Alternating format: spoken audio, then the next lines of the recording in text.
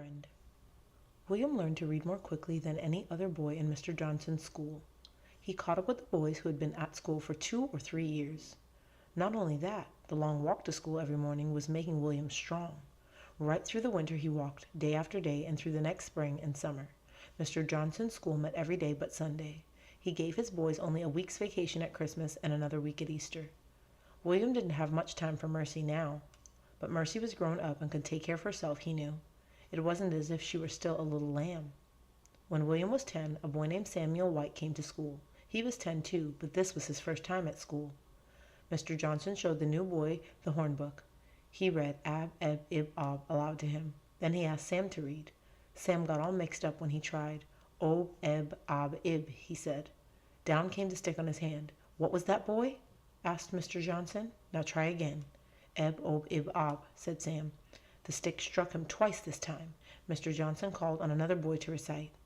At noon, William got a scrap of paper. He wrote all the letters out and taught them to Sam.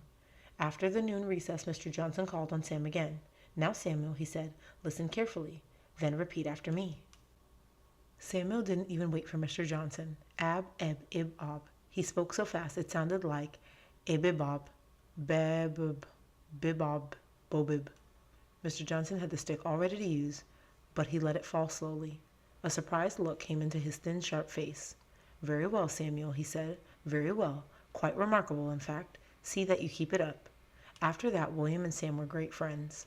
They waited for each other on the road to school. They told each other Robin Hood stories.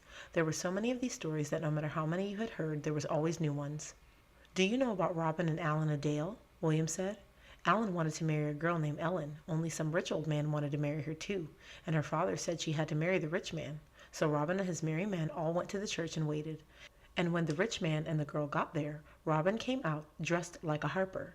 I know, Sam interrupted. He then told them if they would let him play at the wedding, the marriage would always be happy. Then, just when the rich old man was going to marry Ellen, Robin stopped the wedding. He called for Alan a Dale, and then he said this was the man who had to marry Ellen, and this way the marriage would be a happy one. And he gave the girl's father 2 bags of gold, William said, and Friar Tuck married them, and everybody was happy except the old man who wanted to marry Ellen. I know the church where they were married, Sam said. At least people at Babworth say it's the one. You ought to come and hear the minister there. You'd like Mr. Clifton. He isn't like Mr. Johnson, always looking for something wrong. When he talks about the Bible, it's as if the people in it are neighbors you've known all your life. When William asked his uncle if he could go to the church at Babworth, Uncle Robert said, ask your aunt. When William asked Aunt Alice, she said, who ever heard of such an idea? Why, Babworth's 8 miles away. I could walk, William said. You're not to go, said Aunt Alice. She pressed her lips together the way she did when she meant what she said, which was most of the time. Besides, she went on, I've heard about that Clifton. He's a Puritan. Our English church isn't good enough for him. It's good enough for everyone else to go to, even Queen Elizabeth herself, God save her, but he wants to change it. No, William, you'll go to St. Helens with us, the same as you always do.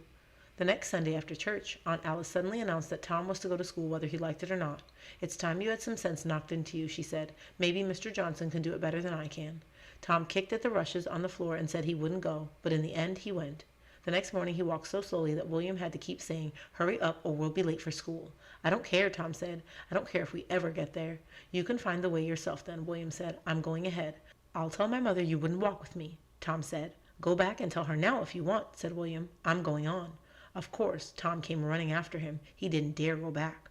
They got to school just as Mr. Johnson was ringing the bell. Tom was given a seat, and the long day began. In the middle of the morning, Mr. Johnson stepped out of the room while his pupils were writing in their copybooks. Not a boy spoke or even whispered while he was out of the room. When Mr. Johnson came back, he usually stopped outside the door to listen. Then he pounced on anyone who even whispered. William was writing busily when he felt someone's eyes on him. He glanced at the boy who sat next to him on the bench. Timothy Small, a new boy, was holding up his quill pen. He pointed at it and then at his inkhorn. The little bottle had run out of ink. Mr. Johnson was very severe with pupils who forgot to bring everything they needed. Timothy was small and timid. He was so frightened that he didn't know what to do. His face was as white as a young lamb's wool. His eyes were big with fright as he looked at William. William felt sorry for him. William held out his inkhorn and poured half of his ink into Timothy's inkhorn. He knew that Mr. Johnson might come back to the room any moment. Because he was hurrying and because Timothy was trembling with fear, they spilled the ink. A big spot of it sank into the dry old bench. William tried to rub the spot off with a leaf from his copybook, but this only smeared it. Just then he heard a sound at the door. He went on with his writing. Mr. Johnson walked to his platform in front of the room. He looked at each boy in turn slowly. Samuel White, sit up straight. Your writing will look as cramped as you do. Timothy Small, close your mouth. You look like a fish. All of you, put away your copybooks and take up your readers. Mr. Johnson picked up his book and walked to the bench farthest away from William. He always walked up and down to keep a sharp lookout for anything that might be wrong. If he came to William's bench and saw the ink spot, there would be trouble. Up and down he walked, past one bench after another, but on the other side of the room. Soon it would be time to stop for lunch. Maybe he wouldn't see the spot after all. Mr. Johnson walked toward his desk. Was the lesson over? But no. He turned back again and came straight toward William, and the first thing his sharp eyes saw was that ink spot. Who did this? He shouted. Who's been spoiling school property? His sharp chin trembled with anger. He looked at Timothy Small, and Timothy shrank back into his seat. Did you do this, sir? William jumped to his feet. He didn't stop to think. I did it, he said. It was my fault.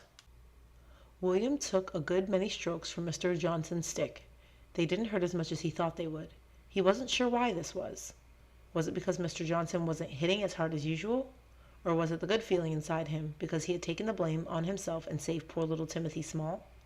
At lunchtime in the schoolyard, Timothy came up to him with an apple in his hand. Here, he said. I don't need it. William started to say he didn't need it either, but then he saw that Timothy wanted very much to give it to him. It was Timothy's way of trying to pay him back. Thank you, Timothy, he said. After that, the boys got into the habit of asking William to settle all their quarrels. They knew that they could depend on him. They knew that he would be fair. When they played games, each side tried to choose William. When they left the schoolhouse at night, there was always a group of boys who wanted to walk down the road with him. It made Tom jealous to see William so popular, but there wasn't much he could do about it except to wait and look for a chance to get William into trouble.